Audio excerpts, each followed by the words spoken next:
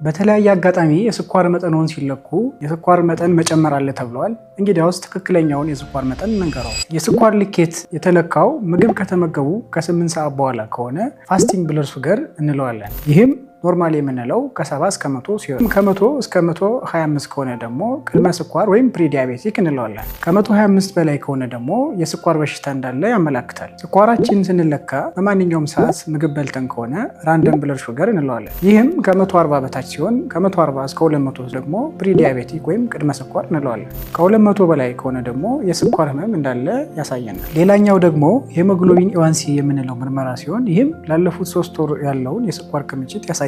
ይህም ከ5.7 በታች ከሆነ ጤነኛ የስኳር መጠን ሲሆን 5.7 እስከ 6.4 ከሆነ ደግሞ ፕሪዲያቤቲክ ወይም ቅድመ ስኳር ሲባል 6.5 እና ከዛ በላይ ከሆነ ደግሞ የስኳር ህመም እንዳለ ያመላክታል። በስኳር ህመምና ተያያዥ ጉዳዮች የህክምና አገልግሎት ከፈለጉ ወይም እኛን ማማከር ከፈለጉ በፍቅረ ሰላም አጠቃላይ ሆስፒታል መምጣት ይችላሉ። ስሜ ዶክተር ዳንኤል ታረቀኝ፣ በፍቅረ ሰላም አጠቃላይ ሆስፒታል የፋሚሊ ሜዲሲን ስፔሻሊስት። ፍቅረ ሰላም አጠቃላይ ሆስፒታሎች ነን 25 ዓመታትን በታማኝነት